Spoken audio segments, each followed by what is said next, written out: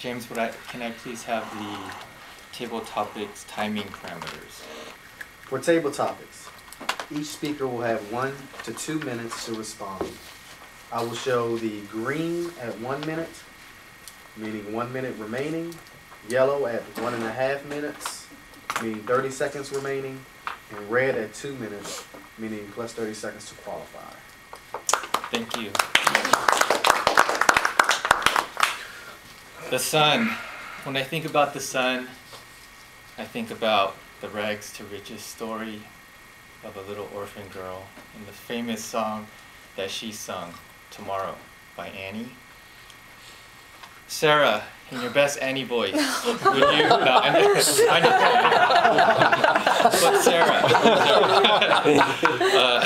But Sarah, Sure. we can forget the lyrics. The sun will come out tomorrow.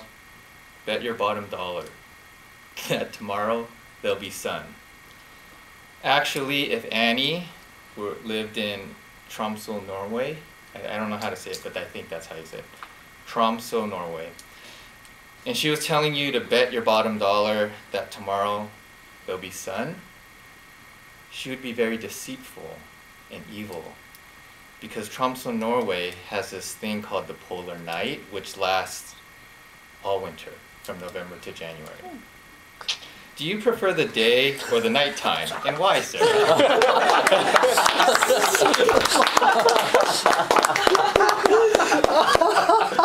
I had so many different thoughts of where that was going to go. The bottom line is, do I prefer daylight to night? I would say that I do prefer daytime over nighttime. I'm more of a morning person. I get up early. I like to get up before everybody else and make my cup of coffee and watch the news. And usually around 9 p.m. I'm ready for bed. So the weekends are a bit of a struggle to stay up till midnight. But I have heard that also Alaska has the same kind of condition, and I don't think I would do very well.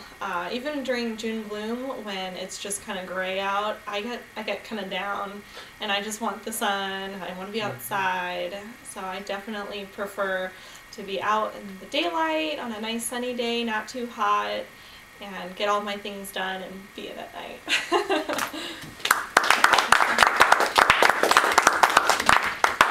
Thank you, Sarah. Thank you. Just thinking about tomorrow clears away the cobwebs and sorrow till there's none. This statement from Annie seems like it contradicts the old Ben Franklin adage, don't put off until tomorrow what you can do today. Let's see, Mark, how do you personally feel about procrastination? Is it a good thing or a bad thing? Thanks, Wayne. That's an excellent question. Procrastination, it's probably a bad thing, but it's something I do quite often. So I don't know, I'm kind of conflicted. I always wish I was maybe a little more proactive, but there's a lot of times where it's kind of like, I'll do it tomorrow. When you were talking about it, I remember there was this book series called, it's like, I don't remember what the book is, but it's a frog and a toad, and they always encounter different situations, but I always think there's one story, I remember this like a childhood thing, where the frog would always say, oh, you should really do this, like, you know, whether it was the dishes or cleaning his room or going to, and he'd say, oh, we'll do it tomorrow, Toad. And he always kept putting it off and off and off. And I think the moral of the story at the end was, it's bad to put things off when you can do them right now. And then you have tomorrow, you can do other things. That being said, I still tend to follow the, tomorrow, Toad. And that's what I always think of that a lot of times whenever I do that. So procrastination is probably a bad thing, but for whatever reason, from when I was in school even to now, there's a lot of times when certain things it's like, you can do it tomorrow.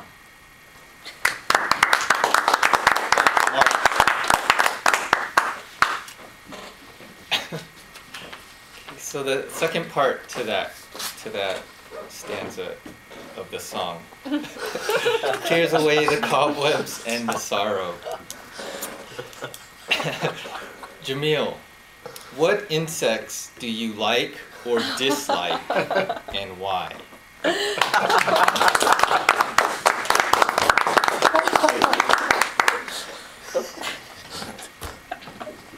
I absolutely hate wasps. This goes back to a story from when I was a kid.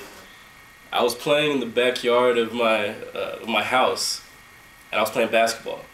And the ball rolled around to the side of the house. So I ran to go get the ball. I didn't know there was a wasp nest above. Usually I would always stay away from wasps regardless. So as I got the ball, I came around, and there was this big wasp that came and it stung me right in my arm. I was 8.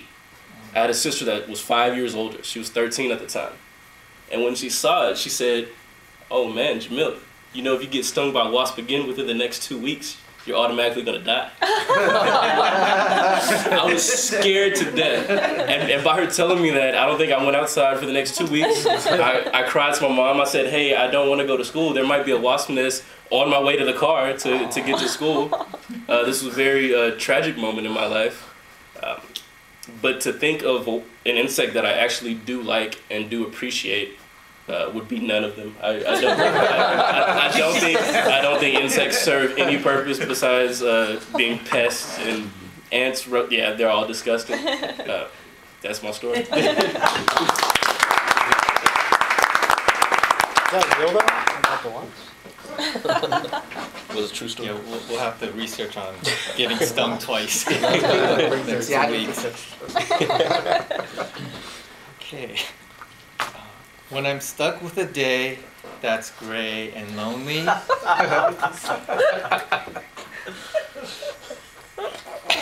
Sharon, overcast days or sunny days? Which do you prefer, and why?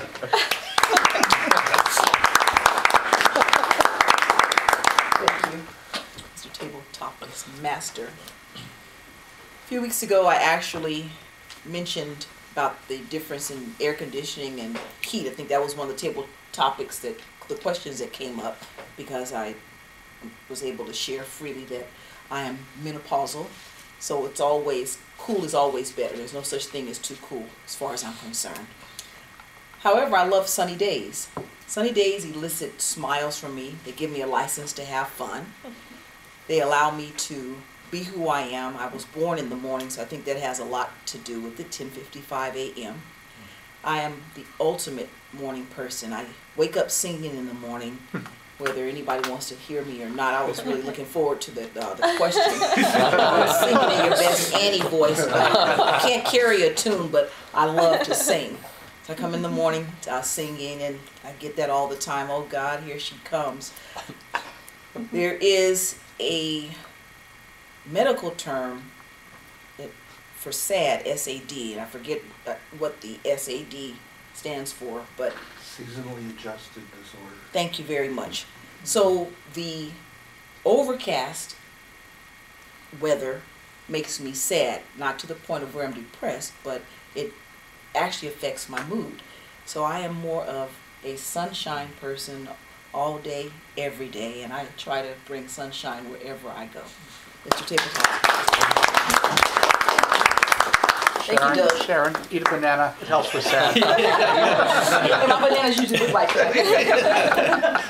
Thank you, Sharon. That was a great answer. Okay. I just stick out my chin and grin and say, Juanice. Annie tells us that in order to uplift her spirits, she sticks out her chin and grins and says, tomorrow. What do you do to motivate yourself or uplift your spirits? Thank you, Mr. Sir. I think the most common and beneficial thing that I do and most others do to lift their spirits is exercise. Now, mind you, I have not done so in a while, but that's neither here nor there. I enjoy exercising, specifically going for a run outdoors. A treadmill is always a second option, but I like to be outdoors. I like to be in the sun. I am definitely a daylight person. I love warm weather. It makes me happy. I feel Estevel. I have a feeling of Estevel. And so if I'm in any nature, although I do not like insects, I do like to be in nature. I like to see the green, the trees, the greenery. So I'll go for a run almost anywhere. And that actually lifts my mood dramatically. If I'm down, if I need to think, it's a great way of developing my thoughts and figuring things out when I go for a run. So hands down, the way that I pick myself up or make myself happy, 9 times out of 10 is going for a run or exercising in general.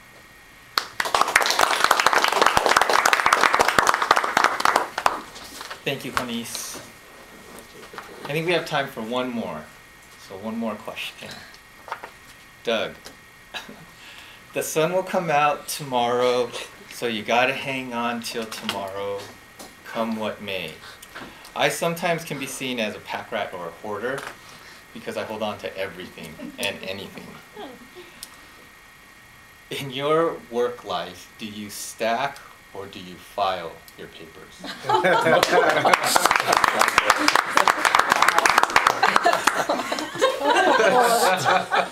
Mr. Table Topics Master, fellow Toastmasters, I file.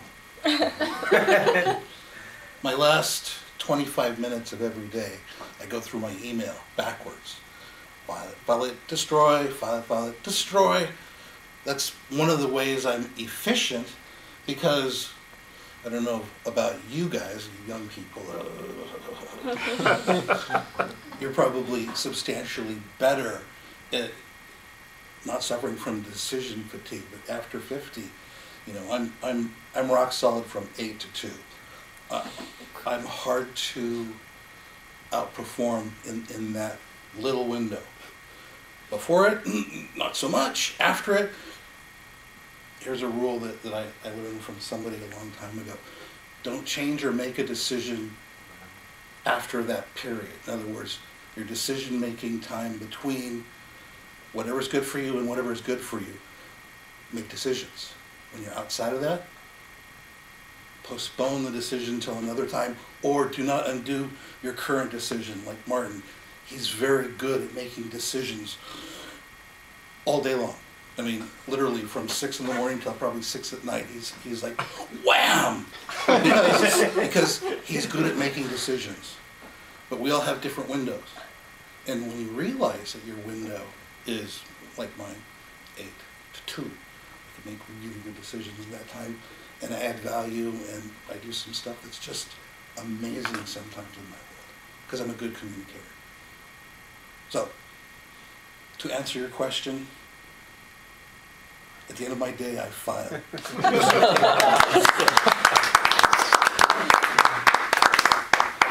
Thank you, Doug. My window of making decisions obviously wasn't going on when I made up my table topics. But it is now done and over with.